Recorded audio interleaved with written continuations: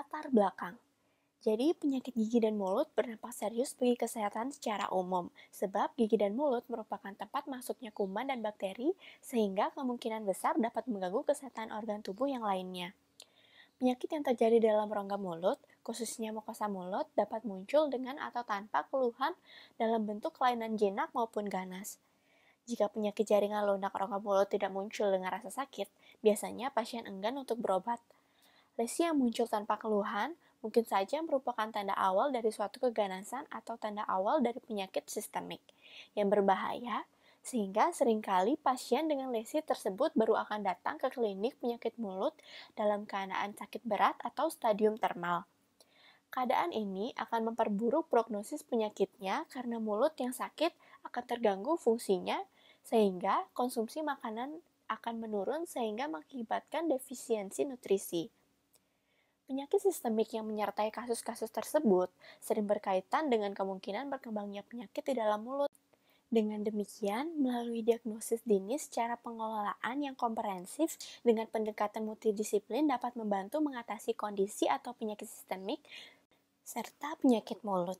Oleh karena itu, oral medicine dapat diartikan sebagai salah satu aspek kedokteran gigi untuk mengetahui hubungan antara mulut dengan bagian tubuh yang lain, baik dalam keadaan sehat maupun sakit, atau diformulasikan sebagai suatu kemampuan khusus dalam praktek dokter gigi, serta kaitannya dengan pengelolaan kesehatan pasien secara menyeluruh. Yang pertama ada actinic cheilitis. Definisi actinic cheilitis merupakan lesi praganas pada tepi vermilion bibir bawah yang disebabkan oleh paparan sinar matahari berlebihan. Lesi ini dapat berkembang menjadi squamous cell carcinoma pada bibir akibat paparan jangka panjang dari radiasi sinar matahari pada vermilion border bibir yang terkena paparan matahari. Adapun gambaran klinis dari actinic cheilitis yaitu adanya sisik yang berbentuk secara terus-menerus dan bibir kaku. Secara objektif, lokasi paling sering terjadi pada bibir bawah daripada bibir atas. Etiologi dari actinic cheilitis yaitu seringnya terpapar sinar matahari, merokok, dan oral hygiene yang buruk. Perawatan yang dapat dilakukan dari kasus actinic cheilitis yang pertama, obat topikal jenis 5-fluorouracil 1% yang diminum 2 kali sehari selama 2 minggu atau 3 kali sehari selama 10 hari. Yang kedua, fotodinamik terapi dengan metil aminolevinilenik acid sebagai fotosinteser dan sinar merah dengan panjang gelombang 630 nm. Prognosis dari kasus ini yaitu baik. Yang kedua, ada amalgam tattoo. Jadi definisi dari amalgam tattoo yaitu suatu pigmentasi yang terjadi pada bagian mukosa rongga mulut. Amalgam tattoo ini terjadi akibat adanya dari deposit amalgam. Gambaran klinis dari amalgam tattoo yaitu biasanya kecil, asimptomatik, mokular, dan terkadang tanpa abu kebiruan sampai hitam. Biasanya ditemukan pada permukaan gingiva, mukosa bukal, dan mukosa alveolar. Selain itu, amalgam tattoo juga biasanya terdapat pada daerah gigi yang terdapat restorasi amalgam yang luas. Biasanya lesi ini dekat dengan gigi berjarak 5 mili atau lebih. Selanjutnya, etiologi dari amalgam tattoo. Amalgam tattoo terjadi akibat serat dengan partikel amalgam yang terakumulasi selama proses pengurangan amalgam. Secara tidak sengaja, mengarah ke mukosa yang berada di sekitar restorasi dan secara traumatis menyebabkan timbulnya bintik-bintik logam pada mukosa. Selanjutnya, rencana perawatan. Rencana perawatan dari amalgam tattoo, yang pertama ada teknik bedah scalpel, yang bertujuan untuk menyingkirkan daerah yang berpigmen dengan menggunakan scalpel.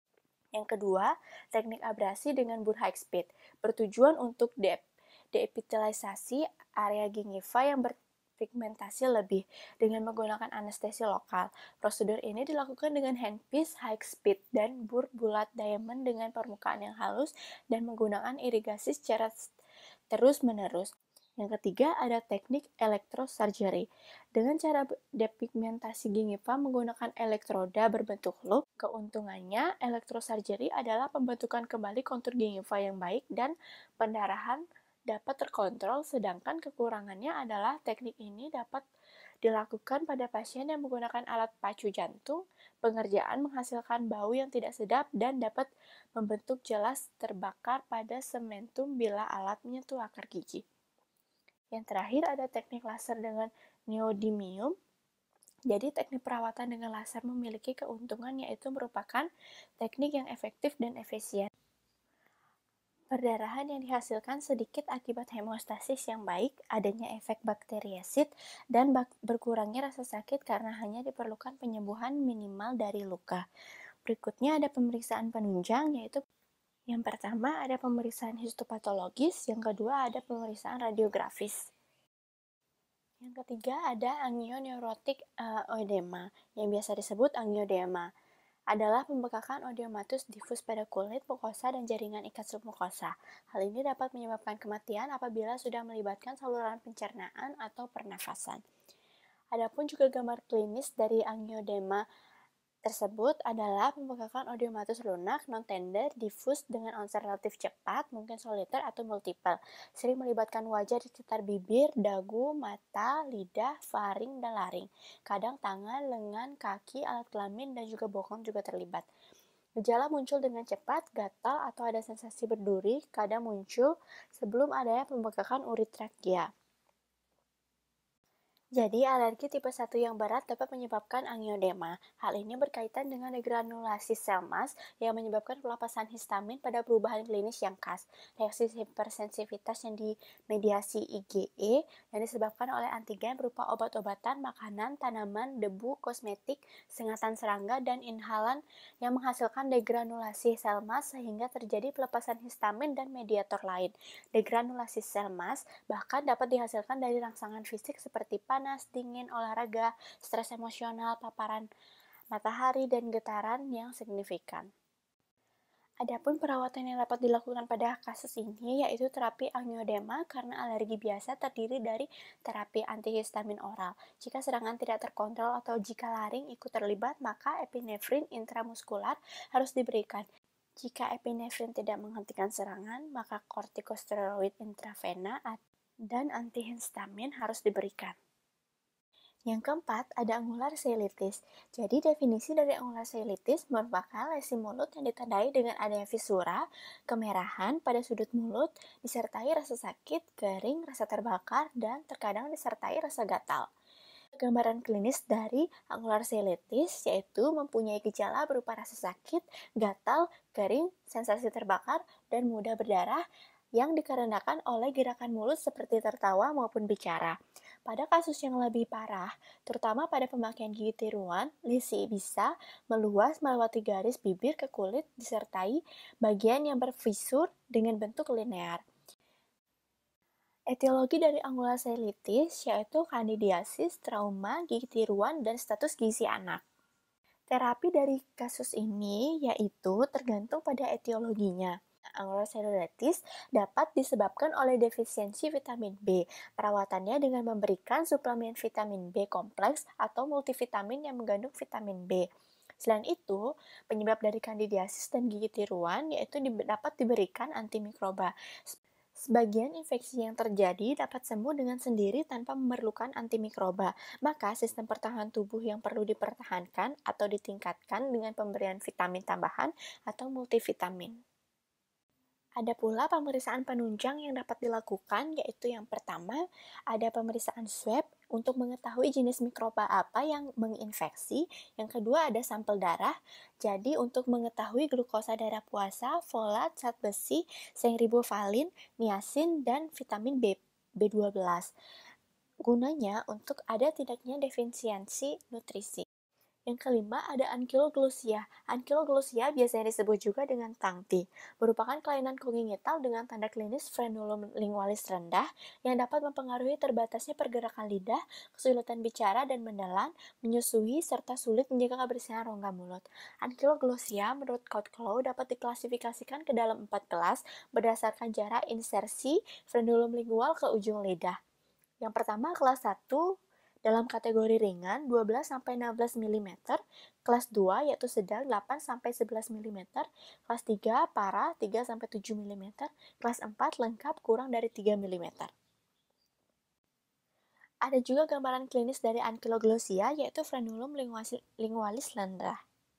Etiologinya yaitu faktor genetik dan kelainan kongenital.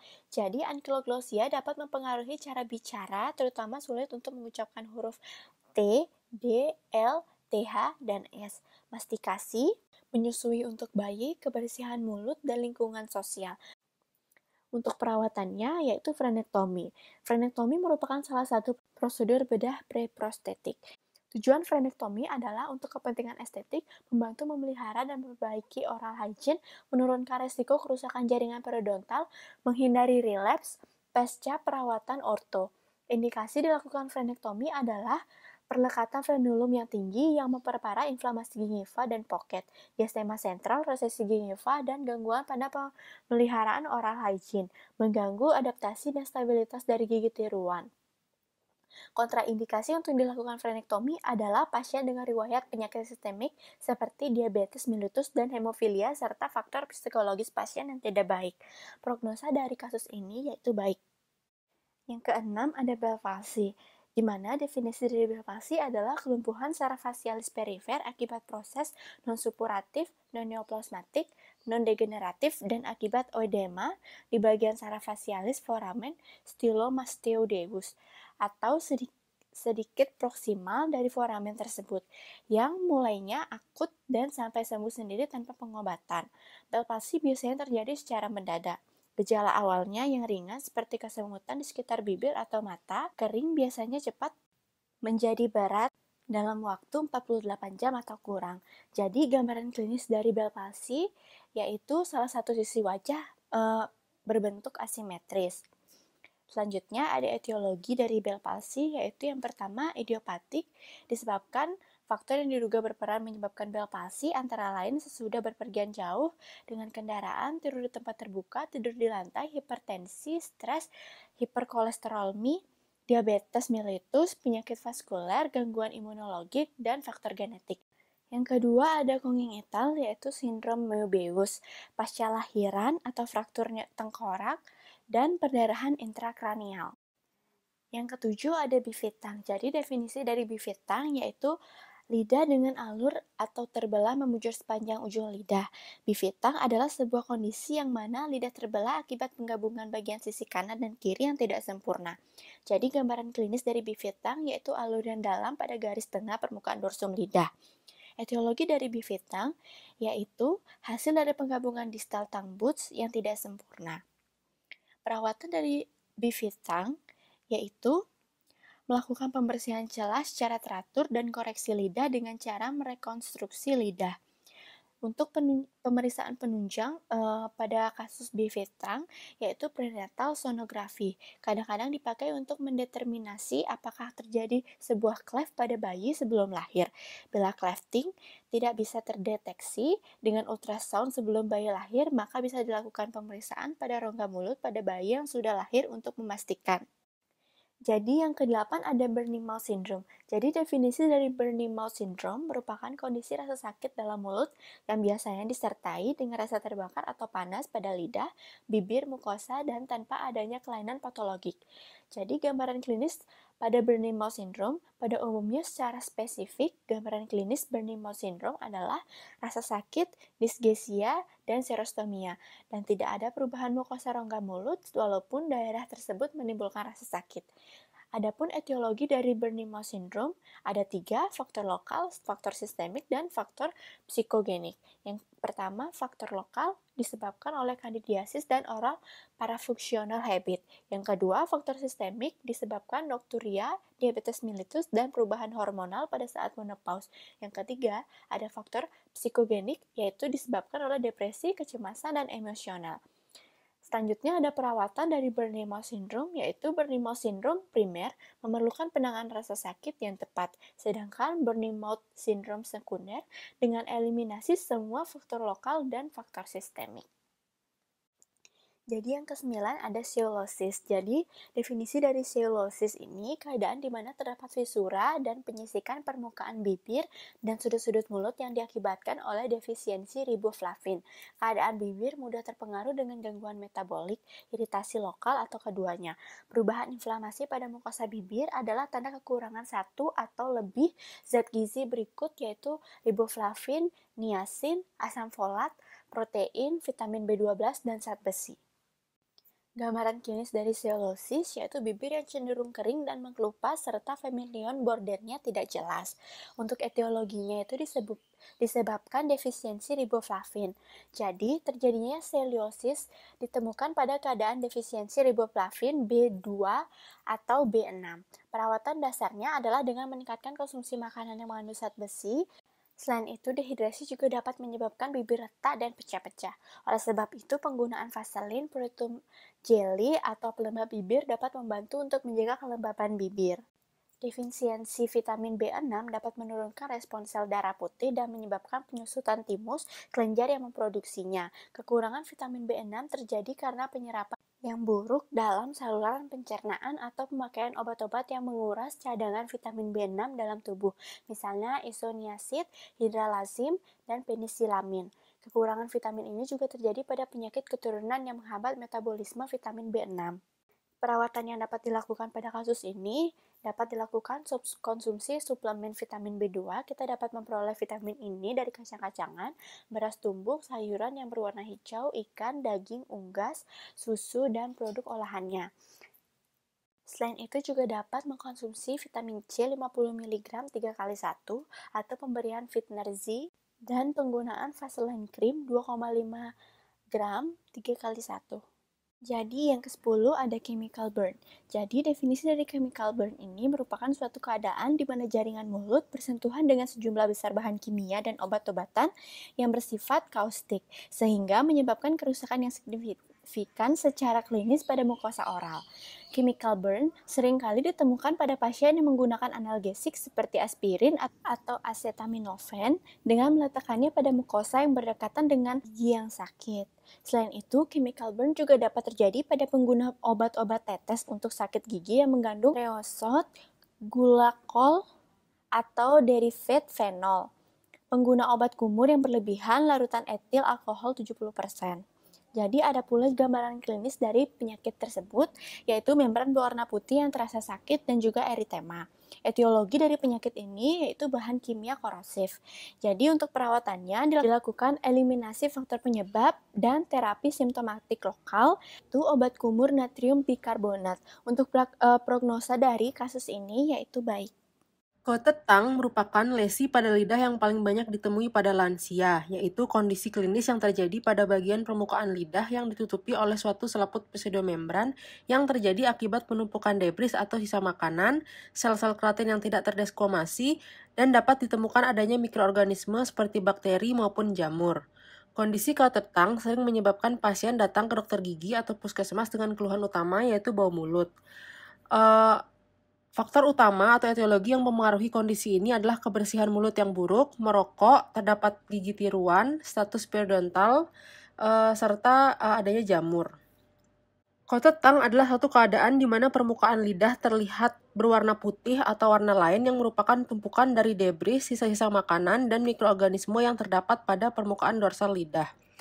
Kotetang biasanya tidak menimbulkan keluhan bagi penderitanya, tetapi bila sudah terinvasi kandida, kelainan ini dapat menimbulkan beberapa gejala klinis yang mengurangi kenyamanan penderitanya seperti sensasi rasa kecap yang terganggu, rasa pedih, rasa sakit, dan rasa seperti terbakar pada lidah yang akan mengakibatkan kekurangan nutrisi, penyembuhan yang lambat, dan waktu perawatan yang lebih panjang pada lansia.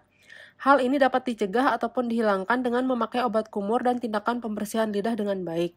Kotetang akibat jamur dapat terjadi karena berbagai faktor seperti pada pasien dengan kelainan sistemik yang harus mengkonsumsi antibiotik dalam jangka waktu lama, infeksi, terapi radiasi, perokok berat, kebersihan mulut yang buruk, dan genetik.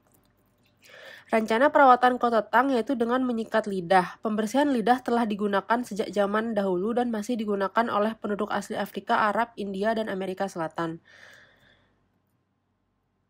Pembersihan lidah dapat dilakukan dengan menggunakan sikat lidah modern, instrumen yang tersedia, dan yang terdiri dari strip pita plastik panjang yang dipegang di kedua tangan dan ditekuk agar ujungnya bisa ditarik ke bawah permukaan dorsal lidah untuk menghapus lapisan. Prognosa dari kotetang dikatakan baik karena dapat dibersihkan atau dikurangi dengan menyikat lidah, menghindari faktor penyebab, dan menjaga kebersihan mulut.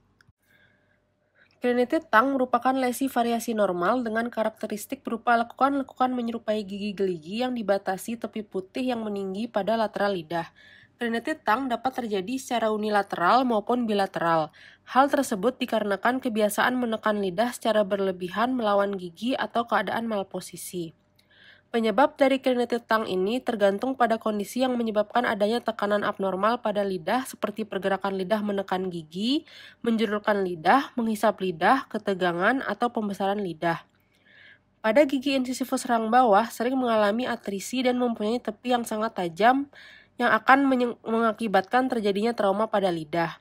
Trauma pada lidah ini menyebabkan terjadinya makroglossia ringan dan mengakibatkan lekukan menjadi lebih jelas. Biasanya makroglossia disebabkan oleh kondisi sistemik seperti akromegali, amyloidosis, hipotiroidisme, atau neoplasma karena dapat menyumbat drainase limfatik sehingga menyebabkan pembekakan pada lidah. Gambaran klinis dari clinity tongue berupa papula sepanjang tepi lidah dan mengikuti lekuk gigi dengan warna yang sama dengan daerah sekitar dan bersifat asimptomatik. Kondisi asimptomatik dan tidak berbahaya sehingga tidak memerlukan adanya terapi. Condisis merupakan salah satu dari idiopathic inflammatory bowel disease atau IBD di samping ulcerative colitis. Condisis dikenal juga dengan granulomatous colitis, regional enteritis, dan terminal ileitis. Adalah penyakit autoimun yang melibatkan banyak area dari traktus gastrointestinal, mulai dari esofagus hingga anus, tetapi kebanyakan melibatkan small intestine atau ileuminium terminalis dan kolon, biasanya multivokal. Gejala khas nyeri abdomen flare up, berulang, mereda, dan bersifat kronis. Sangat sulit membedakan diagnosa antara condisis dan ulcerative colitis. Namun, biasanya ulcerative colitis terbatas pada kolon, sedangkan condisis mencakup semua segmen daripada traktus gastrointestinal dan mulut sampai anus. Penyebab dari condisis belum diketahui, akan tetapi para ahli memfokuskan penyebab pada 3 faktor yaitu herediter, infeksi, dan autoimun. Faktor herediter diduga sebagai predisposisi. Walaupun faktor infeksi ikut diduga sebagai penyebab, namun kuman penyebab belum dapat diidentifikasi. Gangguan imunologik disokong dengan klinis bahwa condisis sering disertai artritis dan kelainan pada kulit yang erat hubungannya dengan autoantibody. Penderita condisis menunjukkan gejala hingga bertahun-tahun sebelum terdiagnosa.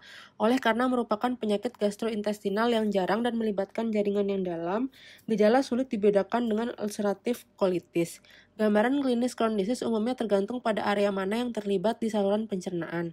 Pasien dapat mengalami irritable bowel syndrome, di mana akan terjadi kram perut, kebiasaan buang air besar yang tidak teratur, dan keluarnya mukus tanpa darah atau pus.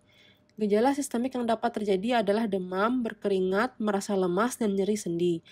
Condisis dapat diterapi dengan menggunakan terapi obat-obatan dan pembedahan. Terapi obat-obatan dengan pemberian anti-inflammatory drugs, kortikosteroid, dan immunosystem suppressor, antibiotika, antidiare, dan substitusi cairan.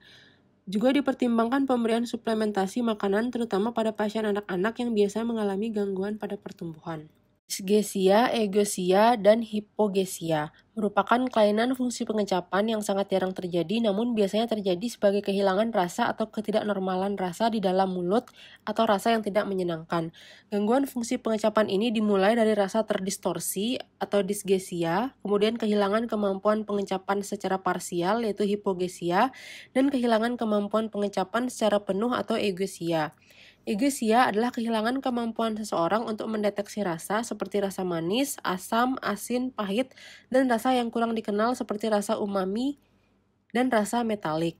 Hipogesia adalah penurunan kemampuan seseorang untuk mendeteksi stimuli rasa. Seseorang dengan hipogesia dapat mengalami penurunan kemampuan untuk mendeteksi semua modalitas rasa atau rasa tertentu seperti pahit dan asin. Seseorang dengan eugeusia membutuhkan molekul atau ion yang lebih untuk mendeteksi sesuatu rasa dibandingkan dengan orang yang mempunyai fungsi pengecapan yang normal.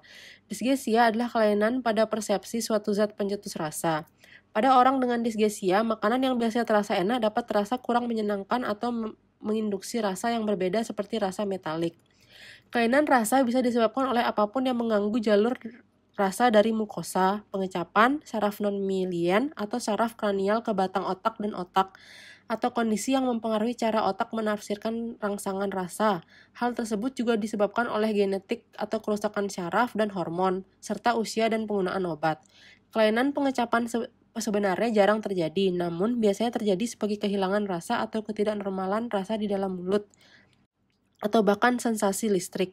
Kelainan indera pengecap ditandai dengan kurangnya kemampuan taste bud pada lidah dalam merasakan rasa yang biasa disebabkan oleh beberapa faktor. Eksostosis merupakan pertumbuhan jaringan tulang yang menonjol keluar dari permukaan tulang. Secara khas, keadaan ini ditandai dengan tertutupnya tonjolan tersebut oleh kartilago. Penyebab eksostosis ini belum diketahui, tetapi pada beberapa orang diturunkan secara autosomal dominan.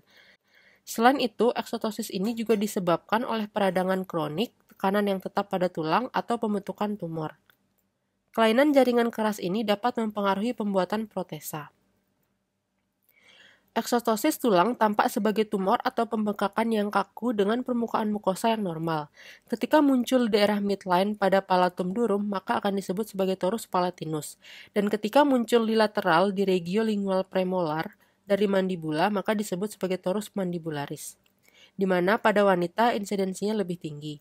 Biasanya, pasien baru menyadari ada eksostosis ini bila ada trauma. Adapun eksostosis ini diklasifikasikan menjadi 3 jenis, yaitu torus palatinus, torus mandibularis, dan lokalis atau multiple eksostosis. Tidak ada terapi khusus yang disarankan kecuali kasus di mana dikarenakan ukuran yang besar menyebabkan masalah estetik yang parah dan masalah fungsional terjadi. Untuk rencana perawatan dan terapi, bisa dilakukan dengan prosedur pembedahan torus palatinus. Eosinophilic ulcer dikenal juga dengan traumatic ulcerative granuloma with stromal eosinophilia adalah lesi kronik jinak yang bersifat self-unlimited. Biasanya terjadi pada usia 30 sampai dengan 50 tahun. Juga bisa pada bayi dan orang tua. Pada anak-anak ditemukan pada daerah anterior pada ventral atau dorsal lidah. Pada 60% kasus dewasa, penyakit ini melibatkan daerah anterior dan lateral lidah. Ukuran lesi 0,5 sampai dengan beberapa sentimeter. Daerah lain yang terlibat mukosa bukal dan labial, dasar lidah, serta vestibulum. Umumnya muncul dengan tepi lebih tinggi dari jaringan sekitar. Kadang dikelilingi tepi pucat indurasi. Klinis dapat dicurigai adanya keganasan. Lesi dapat muncul selama berminggu-minggu atau lebih lama dan kadang disertai dengan rasa sakit. Multiple ulkus juga bisa terjadi baik secara bersamaan atau rekurensi. Eosinophilic ulcer biasanya disebabkan oleh trauma. Trauma adalah faktor pemula lesi menjadi reaktif. Rencana perawatan dari eosinophilic ulcer bisa dengan penggunaan mouth guard pada gigi rahang bawah. Ulkus juga sering sembuh secara spontan setelah dibiopsi. Namun, sering terjadi rekurensi, terutama jika ada trauma terus-menerus. Bila berhubungan dengan atipikal epithelial hiperplasia, tindak lanjut klinis penting untuk menghilangkan kemungkinan berkembang menjadi keganasan. Untuk terapi, bisa menggunakan topical steroid, mouthwash, oral corticosteroid, topical antibiotik, serta krioterapi. Epidermolysis bullosa merupakan penyakit bulosa kronik yang diturunkan secara genetik autosom yang dapat timbul spontan atau timbul akibat adanya trauma ringan. Penyakit ini ditandai dengan gangguan atau ketidakmampuan kulit dan epitel lain untuk melekat pada jaringan konektif di bawahnya dengan manifestasi tendensi terbentuknya bula dan vesikel setelah terkena trauma atau gesekan ringan. Epidermolysis bullosa adalah kondisi yang mana membuat kulit dan membran mukosa menjadi melepuh. Lokasi bula yang terbentuk yaitu di tempat yang mudah mengalami trauma walaupun trauma ringan, misalnya trauma di jalan lahir. Bula yang terbentuk biasanya jernih, terkadang hemoragik. Pada penyembuhan perlu diperhatikan apakah meninggalkan bekas jaringan parut atau tidak. Sebagian besar kasus simplex epidermolysis bullosa disebabkan oleh mutasi gen yang mengkode keratin 5 dan 14 yang mempengaruhi filamen keratin. Sebagian besar mutasi ini menjadi autosom dominan.